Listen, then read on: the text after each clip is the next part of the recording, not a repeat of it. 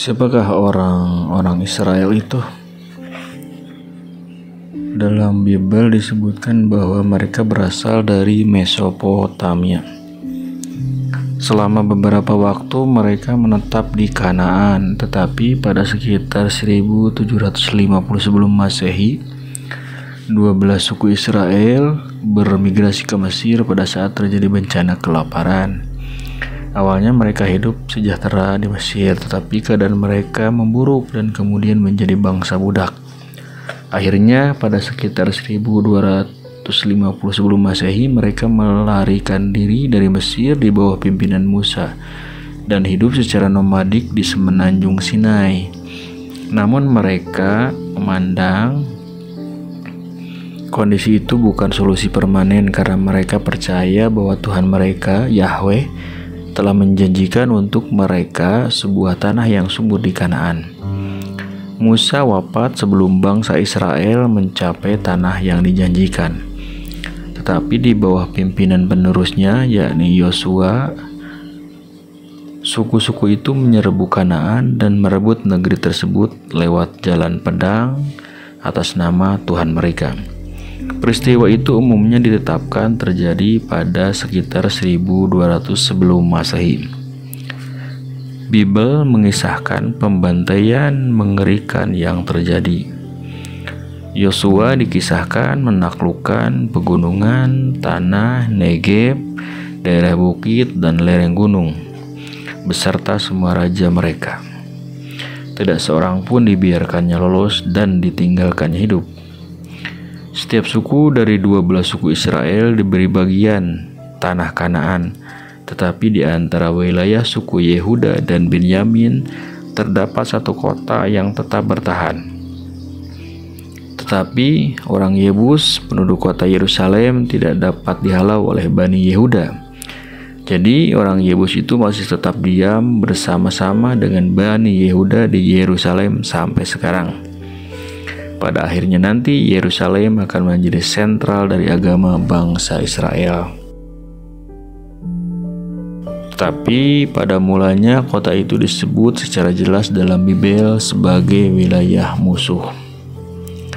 Namun pada tahun-tahun belakangan ini para pakar menjadi skeptis terhadap riwayat Bible tersebut. Para arkeolog memang menemukan tanda-tanda kerusakan di beberapa situs Kanaan, tetapi tidak ada yang bisa dikaitkan secara pasti dengan Israel. Tidak ada tanda-tanda invasi asing di daerah pegunungan yang kelak menjadi daerah pusat negeri Israel. Bahkan para penulis Bible mengakui bahwa penaklukan Yosua tidak sampai total.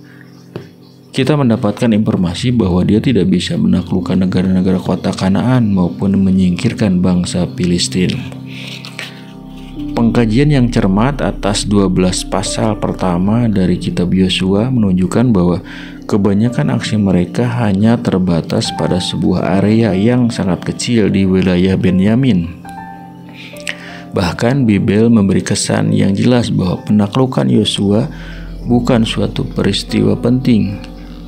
Masih ada pakar, terutama di Israel dan Amerika Serikat, yang meyakini pandangan bahwa bangsa Israel memang menaklukkan negeri itu dengan jalan perang, tetapi para pakar lainnya tiba-tiba pada kesimpulan bahwa bukannya menyerbu secara ganas ke Kanaan dari luar.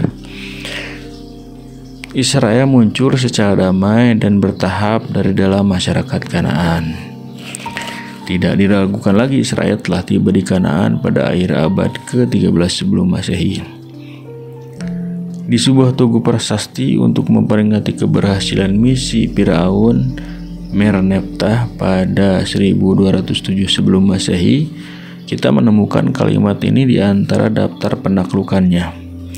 Israel hancur lebur, benihnya musnah. Tetapi hanya inilah satu-satunya penyebutan non-biblikal tentang Israel dari masa itu. Dahulu diduga bahwa Hapiru atau Apiru yang disebut-sebut dalam banyak inskripsi dan dokumen abad ke-14 sebelum Masehi adalah istilah awal untuk suku-suku Ibrani Yosua. Tetapi tampaknya Hapiru itu bukanlah sebuah kelompok etnis, melainkan suatu kelas dalam masyarakat Kanaan. Mereka adalah orang-orang yang tersingkir, diusir dari berbagai negara kota karena alasan-alasan ekonomi atau politik. Terkadang mereka menjadi penyamun, terkadang menjadi tentara sewaan. Jelas mereka dipandang sebagai kekuatan pengacau keamanan di Kanaan. Abdi Hepa sendiri sangat cemas terhadap Hapiru. Orang-orang Israel pertama kali disebut Ibrani ketika mereka menjadi kelompok terpinggirkan di Mesir, tetapi mereka bukan satu-satunya Hapiru di kawasan itu. Jadi orang-orang Israel pertama kali disebut Ibrani ketika mereka menjadi kelompok terpinggirkan di Mesir, tetapi mereka bukan satu-satunya Hapiru di kawasan itu. Sebaliknya sekarang para pakar cenderung menghubungkan kelahiran Israel dengan sebuah gelombang baru permukiman di pegunungan tengah Kanaan. Para arkeolog telah menemukan bekas-bekas dari sekitar 100 desa baru yang tak terbenteng di perbukitan di utara Yerusalem, yang diperkirakan berasal dari masyarakat sekitar 1200 sebelum Masehi. Meskipun daerah gersang ini tidak cocok untuk pertanian, pada masa itu terjadi perkembangan teknologi yang membuatnya bisa ditempati manusia. Para pemukim baru itu menjalani kehidupan yang keras dengan beternak domba, kambing, dan sapi. Tidak ada bukti bahwa para pemukim itu adalah orang asing. Budaya material desa-desa ini pada dasarnya sama dengan yang terdapat di daerah pesisir. Oleh karenanya, para arkeolog menyimpulkan bahwa pemukiman ini hampir bisa dipastikan pribumi Kanaan.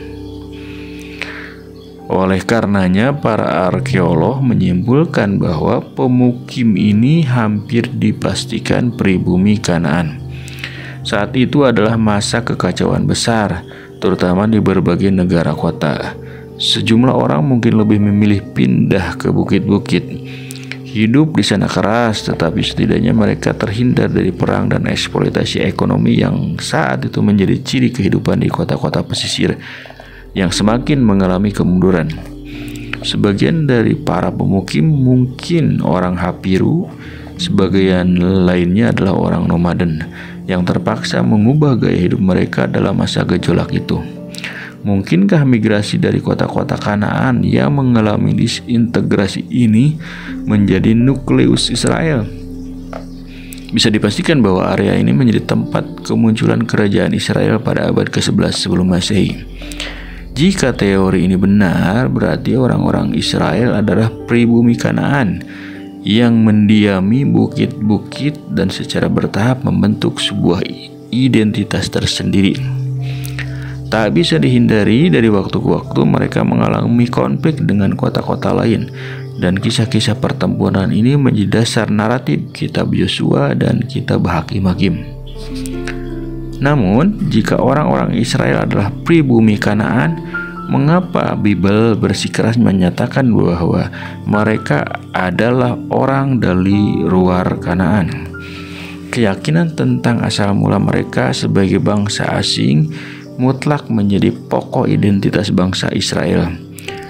Bahkan kisah Pentateuch, 5 kitab pertama Bible, didominasi oleh kisah pencarian Israel untuk mendapatkan tanah air. Mustahil rasanya bahwa seluruh kisah Eksodus hanya rekaan belaka. Barangkali sejumlah Hapiru benar-benar melarikan diri dari kerajaan. Barangkali sejumlah Hapiru benar-benar melarikan diri dari kerja paksa Firaun dan kemudian bergabung dengan pemukiman Kanaan di daerah perbukitan. Bahkan Bible sendiri mengisyaratkan bahwa tidak semua orang Israel turut serta dalam Eksodus. Pada akhirnya, agama dan mitologi pendatang baru dari Mesir ini menjadi ideologi dominan Israel. Kisah-kisah kebebasan dari perbudakan berkat pertolongan Tuhan dan perlindungan istimewa Tuhan Yahweh mungkin menarik minat orang-orang Kanaan yang mereka sendiri melarikan diri dari rejim-rejim bejat dan menindas, dan menyadari bahwa mereka ambil bagian dalam sebuah eksperimen baru di permukiman pegunungan mereka.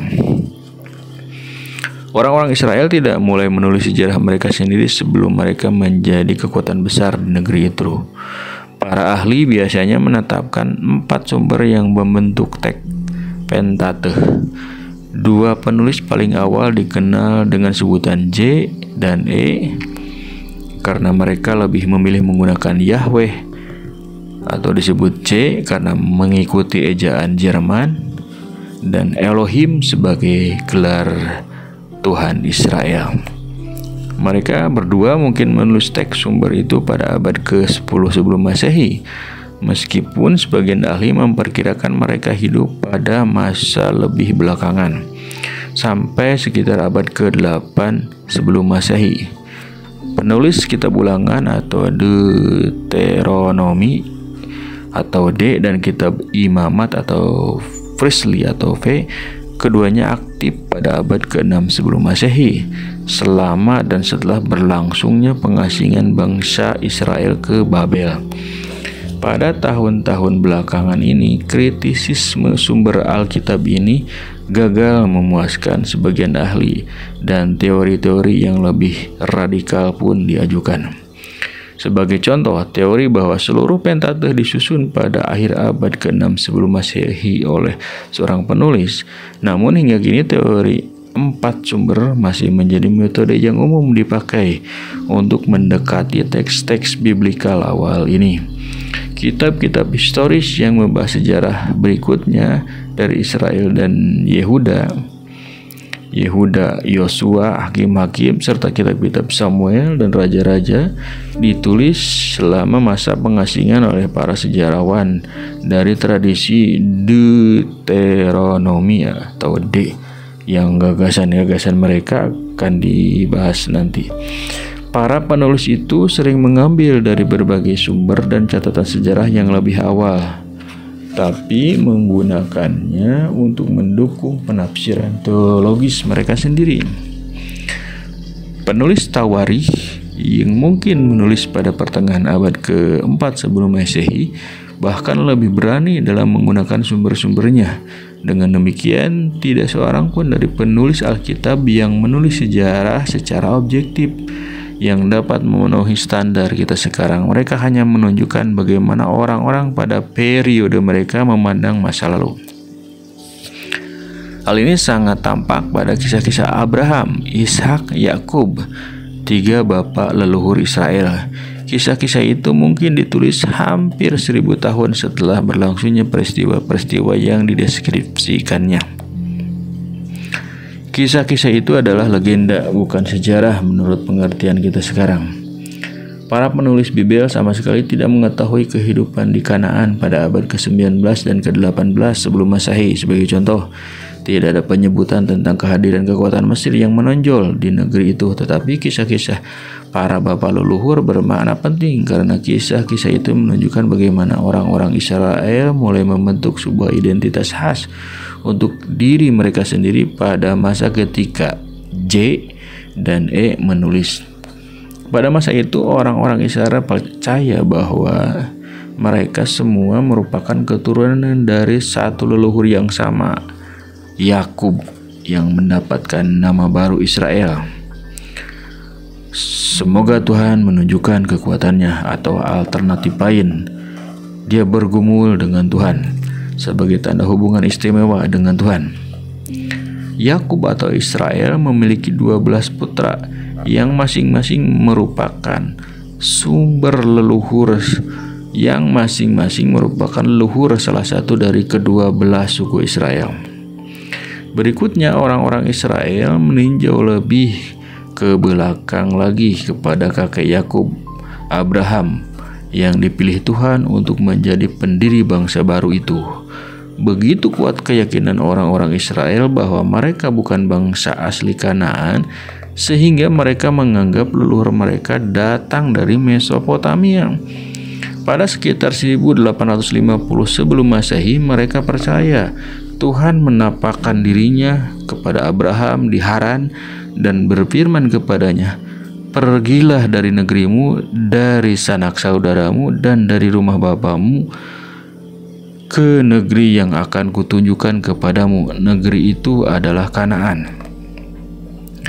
Abraham melakukan apa yang diperintahkan kepadanya dan meninggalkan Mesopotamia, tetapi dia tinggal di Kanaan sebagai seorang pendatang. Dia tidak memiliki tanah sampai dia membeli tanah untuk tempat pemakaman istrinya di Gua Mahpela di Hebron. Hal yang penting dalam kisah-kisah para leluhur ini adalah upaya menemukan tanah air. Abraham, Ishak, dan Yakub selalu amat menyadari status mereka sebagai orang asing di Kanaan. Usai mengisahkan kedatangan Abraham di negeri itu, penulis C segera mengingatkan para pembacanya. Waktu itu orang Kanaan diam di negeri itu. Ini hal yang sangat penting dalam sejarah Yerusalem dan Tanah Suci. Baik orang Yahudi, Kristen maupun Muslim menjumpai orang lain yang telah lebih dahulu memiliki tanah itu. Mereka semua harus menghadapi kenyataan bahwa kota dan tanah itu telah dianggap suci oleh orang-orang sebelum mereka, dan integritas keimanan mereka bergantung sebagian besar pada cara mereka memperlakukan orang-orang yang sudah lebih dahulu ada di sana. Pandangan bahwa ada bangsa lain yang mendiami Kanaan sebelum bangsa pilihan mungkin bisa dilihat pada kehendak Tuhan yang selalu memilih anak kedua ketimbang anak sulung. Abraham punya dua putra. Putra pertama adalah Ismail yang lahir dari istri mudanya Hagar. Namun ketika Ishak secara ajaib lahir dari pasangan Abraham yang sudah lanjut usia dan istrinya yang mandul, Sarah, Tuhan memerintahkan Abraham untuk mengorbankan putra sulungnya. Ismail kelak juga menjadi bapa leluhur dari sebuah bangsa besar, tetapi nama Abraham harus diturunkan melalui Ishak. Oleh karena itu, Abraham menyuruh Hagar dan Ismail pergi ke gurun di sebelah timur Kanaan. Mereka pasti mati di tempat itu andai Tuhan tidak melindungi mereka. Para penulis Bible tidak terlalu tertarik untuk membahas lebih lanjut kisah Hagar dan Ismail. Namun kelak suatu bangsa yang mengaku sebagai keturunan Ismail tiba di Yerusalem berabad-abad kemudian. Pada generasi berikutnya Tuhan juga lebih memilih anak kedua, istri Ishak, Ribka. Mereka merasa dua bayi kembarnya bertarung di dalam kandungannya, dan Tuhan memberitahu Ribka bahwa dua bangsa sedang berperang di dalam tubuhnya. Ketika kedua anak kembar itu lahir, anak kedua muncul ke dunia sambil memegang tumit kakaknya Esau. Oleh karenanya ia disebut Yaakub, si pemegang tumit atau si perampas.